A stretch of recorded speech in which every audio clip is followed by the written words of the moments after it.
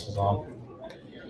Hey, welcome to our post-game live show. Ohio State, a winner tonight, 49-27 over the Rutgers Scarlet Knights. We're bringing people in as they join the chat. I've got Jacob Binge, I got Marcus Horton, Griffin Strome will be joining us shortly. And, first and foremost, kind of an odd game. We've seen this, though, before with the Buckeyes this season. Pretty good in the first half. Second half, I don't know, they get bored with their own success. I mean, do other teams just out scheme them? I mean, before we get into that, let me just throw it to you guys. What were your overriding thoughts from the game? Yeah, kind of just going along with that point. I think Ohio State, they got Rutgers to punt on that first drive of the game, and then they went and scored that touchdown on their first offensive drive. And I thought that play to Jameson Williams really kind of shocked me a little bit because you haven't heard his name much, but it set the tone for the first half for Ohio State. Obviously, the biggest storyline, in the second half was Rutgers scoring 24 points, and it could have been a lot closer had some of those 2 points hit, but still, the total yardage difference, just looking at the third quarter alone, it was over 100 yards or close to 100 yards, and so that kind of really set the momentum going for Rutgers in the second half. Yeah, I think Justin Fields is really good. I think that's been the first takeaway every game so far. But beyond that, I mean, you look at the rushing yards, Ohio State ended up with 203 rushing yards, but it seems like there are no huge plays for Ohio State. I know Master Teague broke out on his first run. Trey Sermon looked better in the second half, but it just seems like the rushing attack can't get a rhythm. And when you're playing teams like Rutgers, that doesn't really matter when you have Justin Fields and the receivers he has. But when it comes down to the end of the year, I think Ohio State needs to find someone who they can count on for consistent yardage, because that's been the thing with Teague and Sermon all year. They've shown that they can run, but they haven't shown that they can run consistently. Yeah, it felt like to me that they really kind of fell in love with the idea of establishing that inside run, that run between the tackles. And sure, they could have just kept throwing and done a lot of things that they were doing early in the game and continued having the success, and you need to work on these things. It was kind of crazy as you looked at, we're dealing with such a short season at this point, only a couple games in the bag. Rutgers only was allowing 80 yards a game. Granted, it wasn't like they were going against an offensive juggernaut in terms of, somebody that was going to run for 350, 400 in a game. But, it was a bit of a brick wall where they did just kind of keep pounding at it. And those inside runs weren't there. Yeah, I agree completely. I'm almost surprised that Ohio State was able to rack up over 200 yards rushing. And just looking at the box score now, I see Sermon led the Buckeyes in rush yards with 68, just 8 yards more than Master Teague. But just looking at the first and second quarters, Ohio State picked up over, 37 rush yards in the first quarter and then 89 in the second quarter. It just things on the ground obviously didn't get going in the first half. Obviously, that's because the receivers were able to haul in those touchdowns and Fields ran one in himself. But, that was one of the main takeaways I had from the first half was that the offensive line wasn't gelling. And I think Harry Miller's holding penalties, obviously took away some of that momentum there just on the rushing attack. Yeah, I think the offensive line was straight up bad. It was very unimpressive, especially considering the reputation that it seemed to have going into the season. It was supposed to be one of the most experienced, talented units in the country, and it hasn't looked like that consistently so far this season. I think Justin Fields didn't have nearly as much time as he had against Penn State. He was kind of moving around the pocket a lot. He had to make a few throws on the run. He was still spectacular, obviously, but the offensive line was a massive disappointment to me. I think also looking at the box score, you see Garrett Wilson led the team in targets again with 7. I think he and Chris Olave need to combine for somewhere around 15 targets a game. That Fields, Wilson, Olave combination it's up there in the country for the best 1-2-3 punch. And if you can get the contributions from Jeremy Ruckert that we've seen the past 2 weeks, that's huge because Ohio State hasn't in the past gone to tight ends as much, and having a receiver like tight end like Rutgers, it opens up everything on the outside, like Olavi said in the post game. I'm going to welcome Griffin into the show.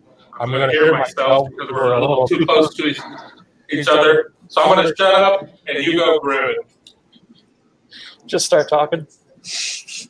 All right. Yeah, so I think it was another weird game for Ohio State. I mean, I think everyone kind of wanted to close the book on this game after the first half, obviously with the big 35-3 lead. But after the game, it's just kind of too big an elephant in the room not to bring up just kind of the defensive lapses, the special teams blunders, even the fumble for Ohio State on one of their last possessions there following the Trey Sermon, the big Trey Sermon run. It was kind of another disjointed game for Ohio State if you look at their last three. And something that stands out to me is that now Ohio State has actually been outscored in the past two second halves, both the Penn State game and now today. It was kind of the opposite of what we saw in the Nebraska game. Ohio State, the defense really bounced back in the second half. The past two games, the defense has really fallen off in the latter half of each of those games. I'm going to unmute myself.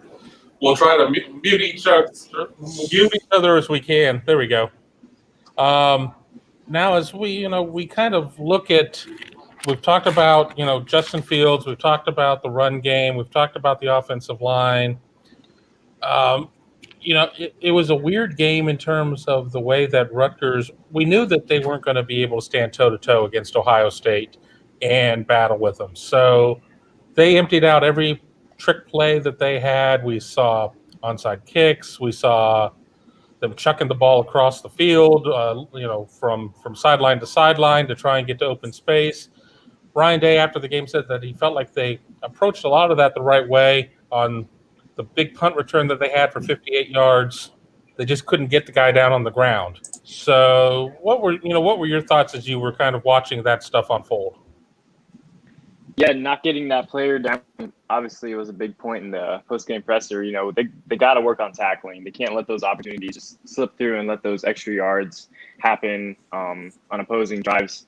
That first play on that opening kickoff where Rutgers lateraled on that opening kickoff, I was like, okay, this is the kind of game it's going to be. And it certainly was that and more with those trick plays. I think Schiano's approach to that really, changed the narrative that this game really had, because this could have been a Rutgers lays down to Ohio State yet again. But this time it was a little bit more interesting to watch. But just looking at some of the box scores, 3 of the top 4, tacklers are linebackers. I don't know how telling that is to the missed tackles, but those numbers could be higher, had they made some of those plays, and obviously they got to work on that going forward. I think as much as we like to say the trick plays and all the stuff, Schiano and Rutgers are kind of gimmicks. I think it's what Ohio State is going to see for the rest of the season. I mean, they're going to be favored in every game, probably by double digits. Teams are going to throw everything they have at them. It's going to be like a championship for these teams playing Ohio State, especially Indiana, Michigan. We know they're going to throw everything possible they can. So I think this isn't a one-off thing we're going to see. Maybe not as much as Rutgers decided to do it, but it's going to be a consistent thing we see this season as teams are going to pull out things that they have not shown in any other game.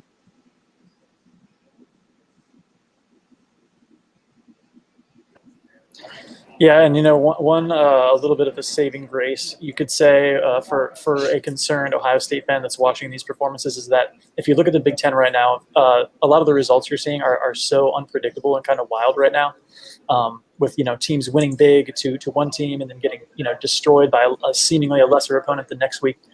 So a little bit of a saving grace, I would say, if you're concerned about Ohio State, is they still are winning these games by double digits right now. We don't know how a lot of these teams are going to end up finishing. Rutgers is not the same opponent that we saw the last few years. I mean, as much as I don't know if Noon believes that necessarily, but Rutgers is. I mean, they whooped up on Michigan State. They only lost to Indiana by a couple of scores, and they made an effort against Ohio State today. So at the end of the season, we might not be looking back at this as quite the confounding second half as maybe we are now. All right. Waiting for Griffin yeah, to do it. All right, there we go. Justin Hilliard comes back and plays in this game. We got a chance to talk to him on the Zoom call afterward. Was not able to go in the first game, and then in the second game, obviously had the false positive for COVID. He comes in, makes a big play. For a guy that's been in the program for so many years and really seems to have had to wait his turn and gone through a lot of adversity, hard not to be happy for him. Yeah, I completely agree. It's just it's something that you couldn't imagine happening to somebody. All the sequences of events from his injuries to, the shortened season to the false positive. It's so much. And for somebody to have to go through that and seeing Hilliard force that fumble, it just was a moment, like for me, it was something really cool to watch.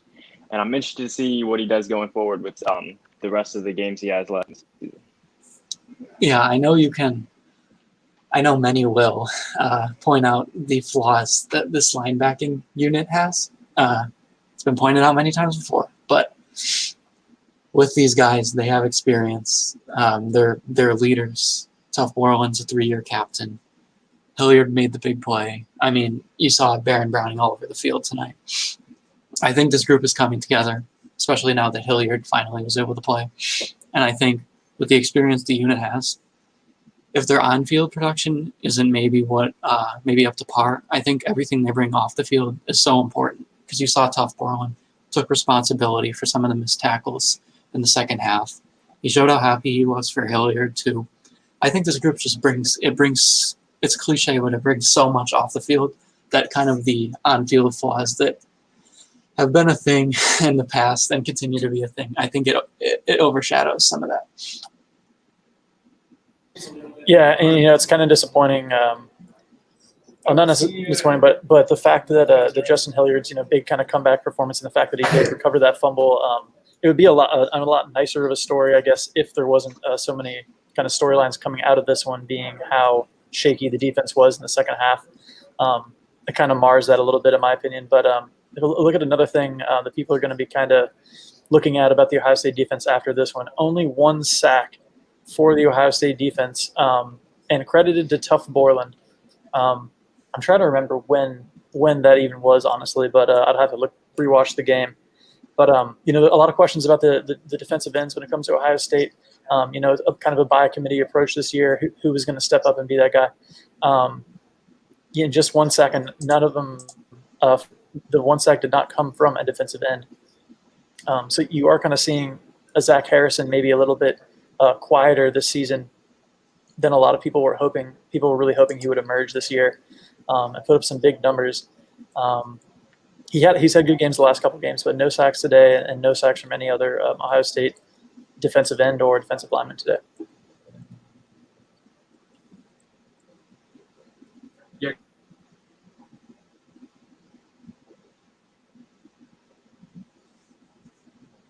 You're muted. As I was sitting there apologizing for the fact that we're still working on some of the technical aspects of this, not used to having 2 up here sitting right next to each other.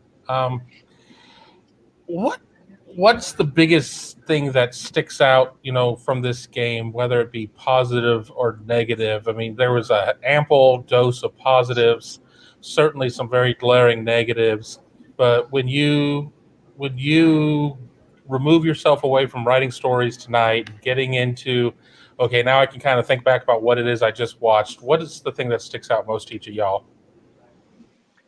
Yeah, it's a great question, and I think for me, the cherry picking one is Olave and Garrett Wilson are incredible. But I think the biggest takeaway for me is Ohio State's got to fix those tackles, and the secondary has got to step up some more.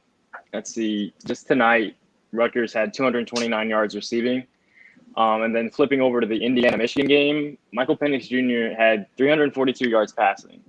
He had 50 attempts and 50 throws in that game against Michigan. When they play Ohio State, Indiana's plan may change. I don't know. 50 attempts is a lot. And so if Indiana brings that same game plan here in a couple of weeks when they play Ohio State, And if they remain undefeated, that game is going to have a lot of implications on it. Ohio State secondary's got to be ready for all those opportunities. For your negative, I will take the positive route here. I think when you have Justin Fields, every game is winnable. As I'm writing my offensive report card, I realized when I was watching the game, one thing was very clear to me. Every time Justin Fields drops back, you feel like there is a chance that Ohio State will score on that play.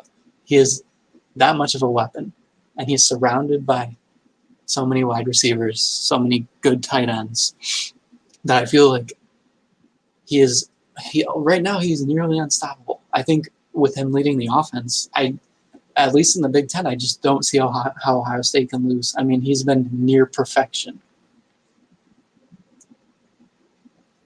And yeah, Marcus, you said you don't see how Ohio State can lose maybe in the Big Ten, but if we're looking further than that, if we're looking towards, let's say, the college football playoff, Ohio State playing one of these other national elite teams, something that scares me about Ohio State right now, it's not my biggest takeaway out of this game per se, but it's something that none of you guys have touched on. I don't really believe in Ohio State's running game all that much right now, to be completely honest with you. I mean, Trey Sermon today on his first 9 carries, I think he had 12 yards or something like that. I thought tonight was going to be a game where he could really break out and have a showcase performance against one of the worst teams in the Big Ten.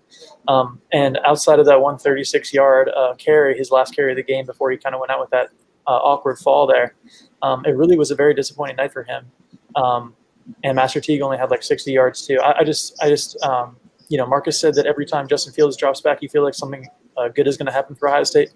When Ohio State hands the ball off right now, I don't get a lot of confidence that a lot of good is happening when they do. I think both of those guys have their yards per carry right now are just not kind of what we're used to seeing with J.K. Dobbins coming off of that monster season last year. I just think it's a little bit more of a dip than some people were expecting to see, especially with guys in the offensive line saying that they weren't going to skip a beat in that area. Yeah. For me, I guess mine's a positive and a negative. You look at the Penn State game. Ohio State gave up 75 yards in the first half to Penn State, and then I think they had 250 in the second half. I think it was 83 yards to Rutgers in the first half, and then it wasn't quite 300, but I think it was like 290 or something. So I want to know where the first half defense goes in the second half. Is it a matter of the adjustments are being made by the other teams and Ohio State's not adjusting to the adjustments? Is it a lack of focus, a lack of intensity, just happenstance? I mean, I'm not sure at this point where that's coming from. But we are talking about a 3-0 team in the Big Ten. Not many of them there. We just watched Penn State lose its 3rd game of the season. We watched Michigan get beat. I mean, it's been a real topsy-turvy type of season in terms of the Big Ten. And then, of course, on the national scene, we see Clemson lose to Notre Dame. There are a lot of goings there. But, based on what you've seen out of Ohio State here now through 3 games of an 8-game regular season schedule, with all of the flaws, with all of the fleas and everything else that this team has, do they, are they legitimately a championship caliber team? Oh, that's a great question going forward. I hate having the pessimistic mindset, but following up with what Griffin said, I think the running game has to improve, because if you're an elite team, you got to figure out ways to shut down other elite teams, best weapons. And I think for me, it's Olave and Garrett Wilson. And so if opposing defenses and secondaries can sort of limit their production and shut them down, it's going to force Fields to either find other targets or move the ball on the ground. And so we know Fields is mobile. We know Master Teague and Trey Sermon can show flashes, but can it all be put together? And so I'll go ahead and say no. Right now, Ohio State has to continue to build on what they have and really work on, these question marks going forward. Ohio State is absolutely a national title contender. It all starts at quarterback. I truly believe it all starts at quarterback. I think Justin Fields is obviously top 2, if not the best in the country right now. And when you have a quarterback like that, everything else will come together. I mean, we're 3 games in. The rushing is certainly concerning. Like it's probably the biggest concern I have with this team. But when you have someone like Justin Fields, there's no way this team is not a national title contender, especially with the schedule the rest of the way. I think the defensive line, even though it only had Tough Borland had the sack, so the defensive line did not have a sack tonight. I thought the pressure in the first half was very good. Thought they laid a few hits on Rutgers. I think with the leadership the defense has, the secondary will step up. Wade was better tonight. I think the defense will have plenty of time to get there when it comes to the national stage. And I think it all comes down to the rushing game like we've touched on before. But all in all, when you have a player like Justin Fields leading this offense, there's no way you can't say this team is a national title contender. Big Ten championship team, yes. National title championship winner, for sure, no. Contender, yes, of course, because I think they're going to run through the Big Ten. However, it's just like I said before. Once Ohio State gets to those elite national teams, I mean, think about the 2019 team. They looked so dominant on both ends of the ball throughout the entire season last year, and it wasn't until you got to the very end of the schedule that the defense started to get exposed a little bit. I mean, I feel like you've already seen the defense, teams hang points on this defense. You've already seen the run game kind of sputter. You really didn't see those things last year for the first, 12 games. So that's a little bit concerning for me right now for Ohio State. But we shall see. I'm going to bring myself in now, and we talk about these other teams. Clemson rushed for 34 yards in this game.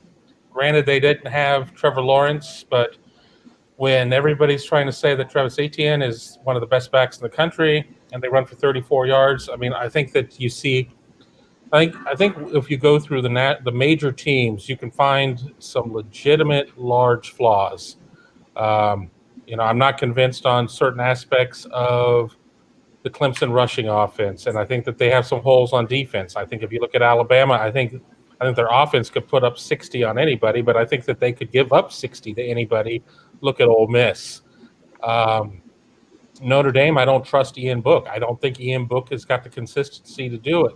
I've definitely have seen some clunkers, the 12-7, whatever game it was to Louisville. I don't know. I mean, I do agree that Ohio State is a national contender, but nobody should be going out and booking parties over at the Gateway or anything else for a championship win at this point, because I don't think any one team is really pulled away from the pack. But I think that you're looking at a small handful of 4 or 5 teams that are there that are changing and evolving a little bit. Everybody was in love with UGA, and then they fall to Florida. So, I think we'll see some of these chips fall where they may as we go along. But, I don't know. I'm going to open up for one final round for just kind of final thoughts. We'll touch base later in the week and maybe do a whip around in terms of our thoughts about the upcoming Maryland game. But, just final thoughts on this one. It's a great question. I think Ohio State shined in a lot of facets. Receiving was on point yet again. At the end of the day, Ohio State still won by, 3 touchdowns. Their defense held their own. There's a lot of holes that they got to cover, like we touched on, tackling, figuring out the rushing game. I'm interested to see just how far Garrett Wilson and Chris Olave can really take their talent. And, they've broken records. They've really made their mark on the offense. I'd like to see who else can step up and be that sort of wild card in a sense. Jameson Williams making that, incredible catch for the touchdown on the Buckeyes opening drive. But who else can really step up? Because like I mentioned earlier, elite teams are going to shut down your weapons. And if Olave and Wilson are those for Ohio State, who else is going to complement them? I thought Sean Wade looked good, looked physical on defense. I thought Baron Browning looked really good in the first half. He was all over the field. And my final thought is Demario McCall. He touched the ball today. He had a 1 carry for 12 yards.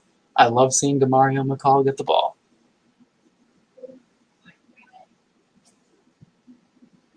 just to piggyback off of that, he also had a 27-yard catch with it, which they attributed to Julian Fleming in the Ohio State stats. I don't know if they're going to fix that, but I saw in the replay it was 100% number 3 and not number 4.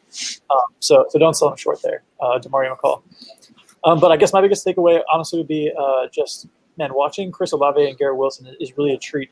And, man, does it seem like Chris Olave just comes up with a big play every time Ohio State needs it? Even that late 33-yarder that he caught, Ohio State, it's not like they needed that, but they kind of did need that to just kind of calm the game down because it was getting a little wild on defense, special teams, and everything. He just glides around the field, man. And could you imagine if this was a full season where Ohio State's playing, 12, 13, 14, 15, maybe even games, how ridiculous their stats would be? I mean, Garrett Wilson's averaging over 100 yards a game. Guys, you look at guys last year, guys were having, 60 yards. The ball was getting spread around a lot. There was a lot of depth at wide receiver. This year it's really heavy on those two guys, and just it really kind of sucks just because those guys would be setting some records this year, possibly. And I would love to see what those, season cumulative numbers would look like if this wasn't just, an eight-game regular season. And for me, I think it's really a case of where, I kind of touched upon it. Nobody is anywhere close to being a final product. You didn't, at least in the Big Ten, you didn't get non-conference games. I think one of the Power 5 conferences may have you've got like that option for that extra game or whatnot. You're not seeing teams getting fat on, Eastern, DeVry, A&M, whatever. And because of that, you're kind of thrust into the fire. And while Nebraska's sitting at 1-2, and Penn State's sitting at 0-3, and Rutgers is sitting at 1-2, you've got to I think you need to kind of look at things a little differently in terms of the way that things are set up, and you're playing against the main course every week. There's none of these filler garbage games or whatnot. And I'm not saying that puts the Big Ten in a unique situation or puts Ohio State in a unique situation. It's a situation that everybody's dealing with, but I do say it in terms of where people are kind of freaking out about the fact that this team is showing some issues or whatnot. I say that, just give it a little bit of time, but, time is short in terms of what the schedule looks like. And, you trip up against Maryland next week, or you trip up against Indiana the following week, and, you may not have a seat on the bus when everything comes to an end.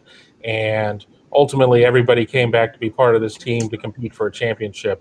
And it would, it'd be a shame in terms of the situation that's kind of, where the Big Ten is at in terms of playing in this small window and everything else. It would be a shame to see them trip up because of that. But, with that, I think we're about done. If anybody has any last thing, wave at me now, or I'm going to send everybody home and we're going to call it a night. Well, it looks like people are ready to call it a night, head to bed, whatever. I don't know what these kids do anymore. I know I'm ready for bed. But I want to thank everybody for watching us. I want to thank Griffin, Jacob, and Marcus for all being part of the show. And we will be in touch with y'all very soon.